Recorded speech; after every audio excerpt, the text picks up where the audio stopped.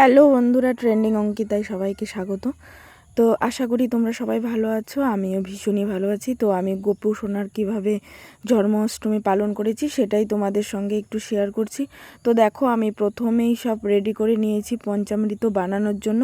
আমি গোপুকে স্নান করাবো, প্রথমে একটা পাত্র নিয়ে নিয়েছি।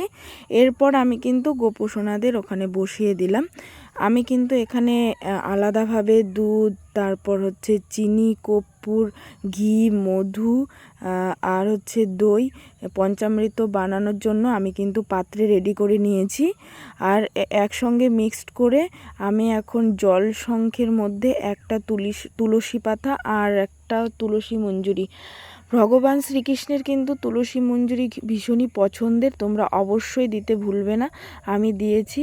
তো এখন আমি জল শঙ্খে ঢেলে নেব। আমি জল শঙ্খর মধ্যে ঢেলে নিয়ে আমি স্নান করিয়ে দেব গোপু সোনাকে। তো দেখো, আমাদের ঘরে যেহেতু সারা বছরই রাধা মাধবের পুজো দেওয়া হয়, তাই আমি এখানে রাধা মাধবকে স্নান করিয়ে দিচ্ছি। তো দেখতে পাচ্ছ তোমরা। আর প্রথমেই কিন্তু ধূপ প্রদীপ জ্বালিয়ে নিতে হবে, এটা কিন্তু অবশ্যই প্রথমে ধূপ ধুনা জ্বালিয়ে নিতে হবে। তো আমি এখন স্নান করিয়ে দিলাম।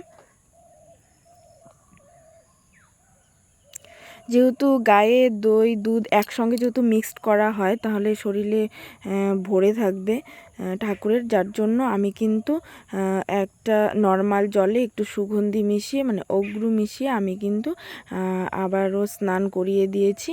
আর এখন আমি মুছে নিলাম ঠাকুরকে।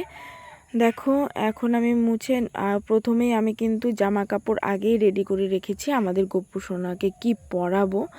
তো আমার কিন্তু খুব ইচ্ছে হয়েছিল এবার হলুদ ধুতি পরাবো। তো আমি খুঁজে পাইনি, যেহেতু ওই দিনই বাজার করতে গেছি, তো পাইনি বলে আমার যেটা পছন্দ হয়েছে আমি সেটাই নিয়ে এসেছি। তো নেক্সট বার আমি আগে থেকেই খোঁজ করে আমি হলুদ ধুতি কিনে রাখবো। তো আমি একটা পাগড়িও নিয়ে এসেছি ঠাকুরের জন্য। দেখো কেমন লাগছে একটু কমেন্টসে বলো। আমি গোপু সোনাকে রেডি করে দিয়েছি, এখন কিন্তু আমি রাধারানীকেও রেডি করব, নতুন জামা কাপড় পরিয়ে দিচ্ছি।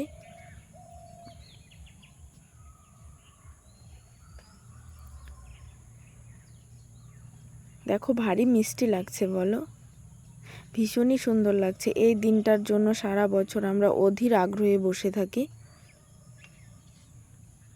আর দিন রাত কিভাবে কেটে যায় একদম বোঝা যায় না। আমি কিন্তু আগের দিন নিরামিষ খেয়ে থাকি, আর পরের দিন গোটা সারা দিন আমি কিছু খাই না, ঘুমোইও না। তো আমি কিন্তু গোপু সোনাদের নিয়ে একটু ভিডিও করে নিলাম, আর এরপর আমি একটু পুষ্প ছিটিয়ে দিচ্ছি।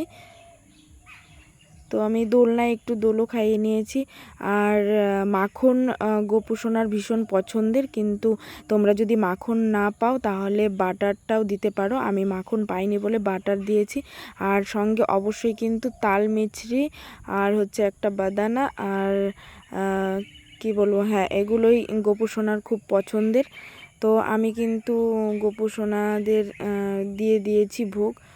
ভোগ বলতে প্রসাদ, তার প্রসাদের উপরে কিন্তু একটা করে তুলসী পাতা অবশ্যই দিতে হবে। এরপর আমি আরতি করছি। আমরা কিন্তু ঘরেই সুন্দরভাবে মা কাকি জেঠি সবাই মিলে বসে একসঙ্গে দিনটা উদযাপন করি প্রতি বছর। এবছরও করেছি, সেটাই তোমাদেরকে একটু দেখাচ্ছি।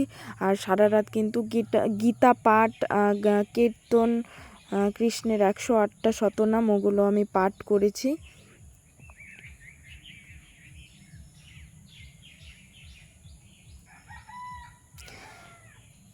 তো পরদিন সকালবেলা খুব সকাল সকাল উঠে আমি ভোগ চাপিয়ে দিয়েছি। তো আমি বেশি কিছু করব না, ডাল, পায়েস, অন্ন আর 5 রকম ভাজা আর পনির তরকারি করেছি।